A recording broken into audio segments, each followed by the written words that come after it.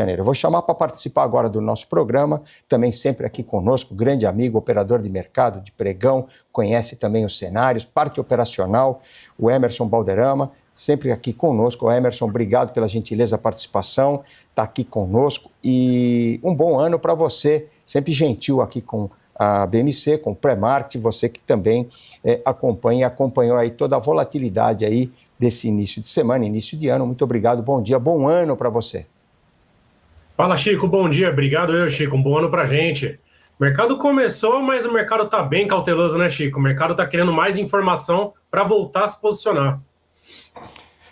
Pois é, nós tivemos aí vários eventos importantes, ou pelo menos um evento mega importante no final de semana, as ações do governo dos Estados Unidos na Venezuela, a prisão do ex-presidente da Venezuela, Nicolás Maduro, Delcy Rodrigues, vice-presidente, foi empossada, há muita tensão ainda na Venezuela e, claro, o acompanhamento muito próximo do governo, das autoridades lá dos Estados Unidos. Muito se esperou, está se esperando aí dos desdobramentos desse ato e também, claro, a movimentação em relação ao petróleo, a commodity. A Venezuela é uma das maiores produtoras do mundo. Isso tudo trazendo também volatilidade por conta exatamente dos desdobramentos, possíveis desdobramentos desse evento, desse ato aí, ao longo agora desse início de semana, início de ano.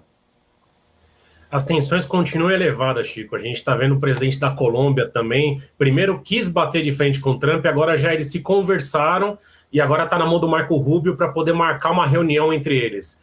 Além disso, a gente está vendo também que aconteceu do petroleiro russo vir para a costa Venezuela e os Estados Unidos não gostar disso. Acaba elevando tensão no momento que a gente estava pensando que a Ucrânia e a Rússia poderia diminuir as tensões. Se acontecer nesse caminho, vai continuar a tensão na Ucrânia da mesma forma. Então a gente vê que estava desenhando para um caminho. Esse ato que o Trump fez, ele acabou mudando totalmente a perspectiva. A gente vê também a China dando apoio, né, à parte da Rússia e contra os Estados Unidos. Isso leva a tensão lá em Taiwan. Então tem muito, o mercado está bem cauteloso, né? Ele está querendo entender o que é esse ato da Venezuela e o que vai desdobrar para o resto do mundo. Pois é, Emerson, mas uma coisa que chama bastante atenção, e você que acompanha conosco, nós acompanhamos aí durante muitos anos essas movimentações dos mercados, com todas essas tensões da Venezuela nesse final de semana e também essa leitura aí das preocupações envolvendo, claro, a Groenlândia. Surgiu esse assunto aí nesse início de semana, ou se ele não surgiu, pelo menos ele ganhou formas, ganhou mais importância nesse início agora de mês, e também a situação da Colômbia. As bolsas subiram bastante. Por exemplo, na segunda-feira nós tivemos recordes no Japão, tivemos recorde na Coreia do Sul, tivemos recordes na Europa, a Bolsa de Londres, a Bolsa de Frankfurt, a Bolsa de Madrid, tivemos recorde no Japão, também acima dos 52 mil pontos, recorde no Dow Jones e recorde no S&P. Ao mesmo tempo, o dólar andou oscilando bastante diante das moedas, dos pares, e quem subiu, evidentemente, quem teve aí uma procura bastante ampla foram os metais preciosos, o ouro e a prata. O ouro bateu 4.549 dólares no final de dezembro, quase 4.550 dólares, e a prata acima dos 81 dólares a onça. Então, como é que a gente consegue administrar, ou pelo menos fazer uma leitura, Emerson, do ponto de vista aí operacional, se com toda essa situação, pelo menos geopolítica, de preocupação e cautela, as bolsas começando o ano aí, pé direito, com recordes aí de pontuação. A nossa bolsa, inclusive, chegou a fechar no seu segundo maior nível de fechamento, aí, próximo dos highs aí, obtidos no meados do comecinho de dezembro, antes do Flavius Day.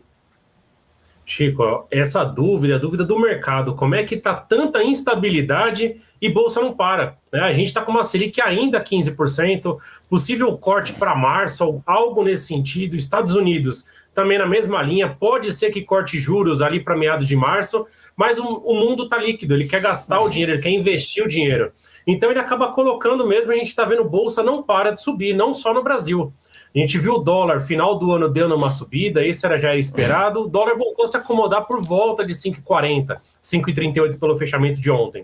O que a gente vem vendo, né? Vem acompanhando, é a parte das criptomoedas, que elas não estão mais tão atrativas como anteriormente, e a gente está começando a ver esse esforço, né, de investimento nos metais. A gente viu agora o ouro subindo quase 80% no ano, a prata subindo forte, o cobre começa a chamar atenção, porque ele começa a entrar em momento de escassez devido a todos esses investimentos em inteligência artificial. A gente vê o níquel também, bastante volatilidade, platina. Então, o mercado em si se pergunta, aonde vai parar isso? Não adianta você ficar dando murro em ponta de faca, não adianta você ficar querendo caçar topo no mercado de alta, é difícil. A minha aposta, o que eu tinha feito de aposta, eram apostas com opções, porque eu achava que o mercado já estava esticado, vale voltar a andar. Então, a gente, agora na pré-abertura, a DR dela está um pouco para baixo, mas nada não quer dizer que vale agora vai cair. Ela conseguiu finalmente superar aquele patamar de R$70, 67, ela tem um belo do espaço a caminhar. Mas aonde vai parar isso, Chico? Já ouvi falar, analistas comentando bolsa em 200 mil nesse ano.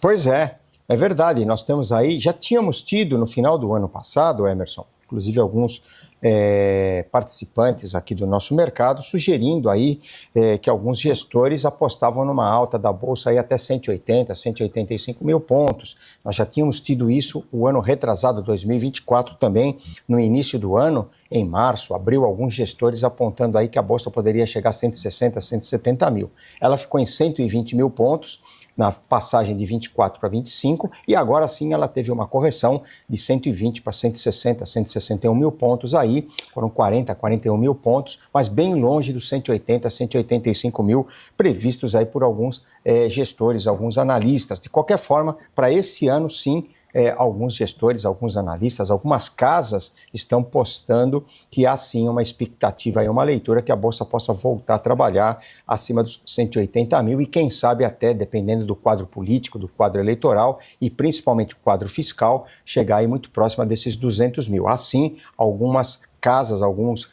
relatórios otimistas, claro, esperando que realmente a Bolsa deslanche aí ao longo do ano, mesmo com todos os eventos políticos, geopolíticos, há muita expectativa, Emerson.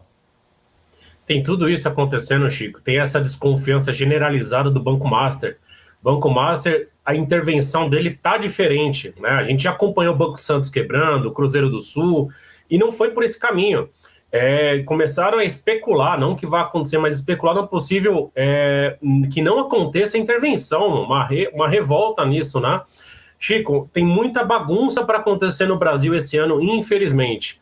Vamos ver se o mercado ajuda em outras frentes, né? Se as empresas continuam gerando caixa, se as empresas continuam tendo a capacidade forte de crescimento. Aí sim a Bolsa tende a ir nesse patamar. Esse ano eleitoral. Esse ano eleitoral a gente está vendo ainda um pouco incerto os candidatos. O Flávio Bolsonaro continua batendo o martelo que não vai desistir, porque ele mencionou que se ele desistir e o Tarcísio for no lugar dele, pode ser que perca a mão de São Paulo, né, do governo de São Paulo. Então, a possível reeleição do Tarcísio. Tem bastante coisa incerta para acontecer nesse ano ainda, Chico.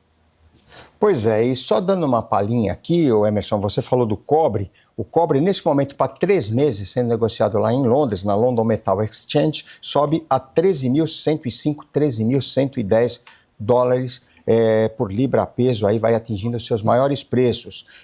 Vamos dar uma olhadinha no ouro, nesse momento ele cai quase 1%, 0,9 a 4.422 dólares a onça Troy. A prata cai bastante, vai realizando bastante, 4% de queda, 74 dólares e meio.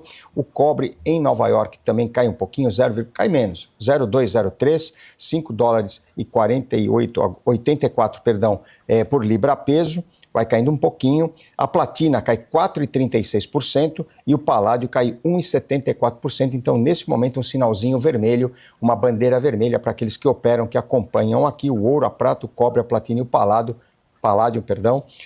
na Comex Nova York, e quem acompanha também o cobre e outros metais, o níquel, o alumínio, na London Metal Exchange, lá em Londres. Olha só, vou passar também os fechamentos de ontem aqui. Já disse que o ouro fechou com queda de 0,75%, 4.462 dólares, 4.422, são 40 dólares de queda para o ouro. A prata fechou a 77,60, agora está 74,5, está caindo também.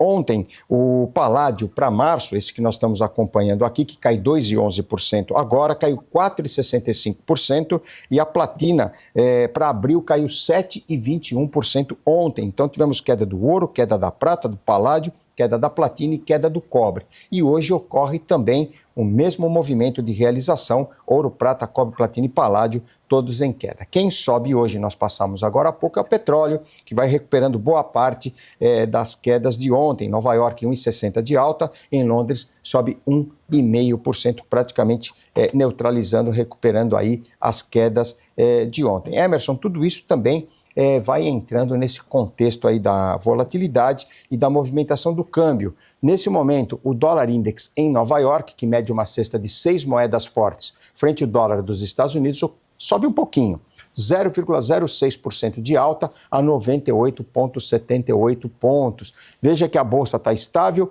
o índice futuro está estável e quem corrige um pouquinho aí o movimento de alta é a curva de juro a termo. Os juros vão subindo em toda a curva desde o janeiro 27 até o janeiro 35. Emerson, você falou uma coisa importante, além, claro, de toda essa movimentação, essa precificação das commodities que caíram ontem, estão caindo hoje, exceção ao petróleo, com as preocupações geopolíticas, envolvimentos aí, inclusive com a Groenlândia, essas notícias envolvendo o presidente da Colômbia. Você citou o caso do Banco Master, Banco Central, TCU, enfim, expectativas com a volta e o retorno do Supremo, enfim, tudo isso trazendo incertezas. Como é que você está vendo isso nesse exato momento aí para o investidor? Chico, é complicado o caso do Banco Master. O prazo, não existe um prazo limite para pagamento via FGC. Só que quanto mais demora para poder dar sequência à liquidação, né, a levantar os fatos e argumentos, mais vai demorar para o investidor receber, né, os 250 mil. Já ouvi falar muita coisa sobre isso, que o Fundo Garantidor de Crédito ele iria assegurar um prazo maior para poder pagar. Então isso traz desconfiança, Chico. O mercado brasileiro ele já não é tão grande, né, em comparação aos Estados Unidos. Acontece a quebra de um banco desse, as pessoas ficam com mais receio de investir. Então o mercado que estava em desenvolvimento acaba dando uma contraída nesse momento. Essa desconfiança, na hora que entra o TCU, entra o Banco Central, desconfiança de um lado e do outro, o mercado fica mais ainda incerto. Como é que isso foi chegar nesse tamanho, dessa proporção? Lá em abril, na época que começou a falar sobre uma possível intervenção no Banco Master, caso tivesse naquele período ocorrido a intervenção, teria levado 60% do Fundo Garantidor de Crédito. Então, isso foi uma parte, vamos falar, um descontrole que aconteceu.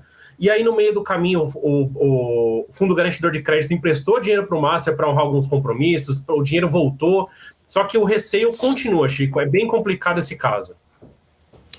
Perfeito, Emerson. Mais um dado, eu falei agora há pouco aqui do IGPDI, também do IPCS, da Fundação Getúlio Vargas, o IBGE acabou de divulgar a produção industrial de novembro, ela ficou 0-0, não variou frente a outubro. Então, se nós observarmos na margem, como é chamado, novembro sobre outubro, mês a mês, a produção industrial não variou, ficou em 0%. Já na comparação com o ano anterior, houve um recuo, uma queda de 1,2%, portanto, e nesse ano 0,6% de alta, aí nos últimos 12 meses a alta é de 0,7%, portanto, olha só, a produção industrial, Emerson, estável, 0-0 novembro frente a outubro e na comparação com o ano passado, um recuo de 1,2%, mais um dado aí importante para o nosso mercado. Aí nós estamos vendo que as taxas de juros acabaram subindo depois das divulgações aí dos dados do IGPDI,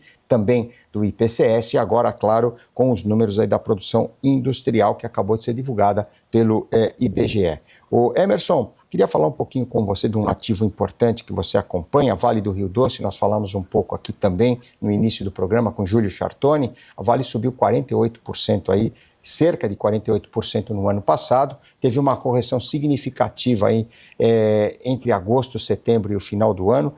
E ela é o papel mais importante da carteira do Ibovespa. Como é que você vê? Você está acompanhando a movimentação da Vale. Hoje, o minério de ferro caiu, realizou aí depois de altas, desde o Natal, o minério já havia subido 3%, nesse início de semana subiu mais 4% na China, portanto chegou a uma alta aí de 7%, quase 8% nesse início, virada de ano, início de ano. Hoje realizou um pouquinho, 0,37% de queda lá em Dalian e 1% de queda em Singapura, Emerson. Tenho minhas apostas ainda em cima da Vale, acredito na alta dela, só que não via papel, via opções. Tá? Eu acho que ele tem potencial para crescer sim, O crescimento que teve do minério de ferro, ele chegou no patamar de fevereiro do ano passado, então foi bem relevante, né, essa alta que ele teve.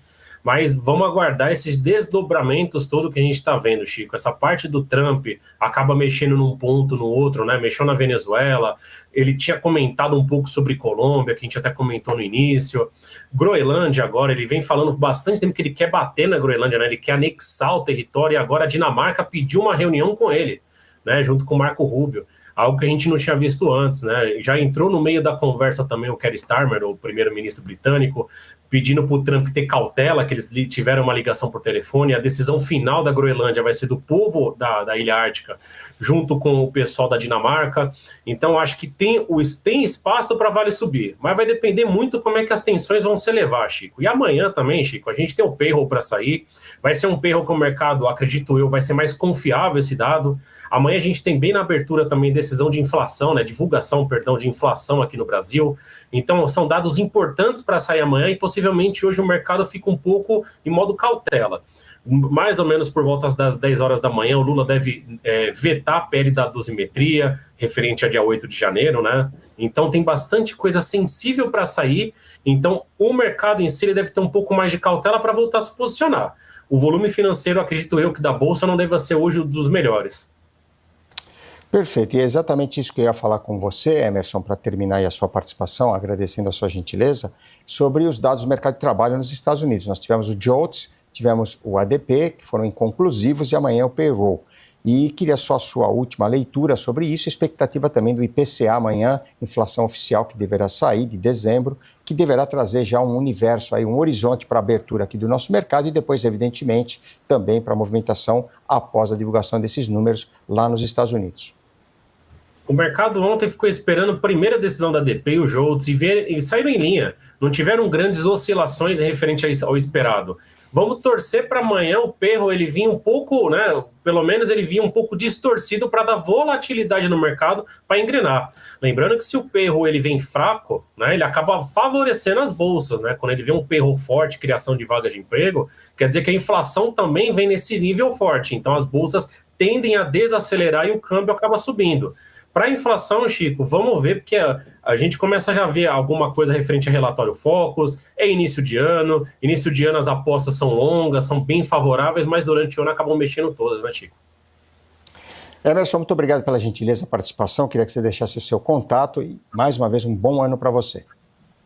Valeu, Chico, obrigado para você também, para me encontrar no YouTube, 3 minutos com o Emerson Balderrama. Se cuida, meu amigo.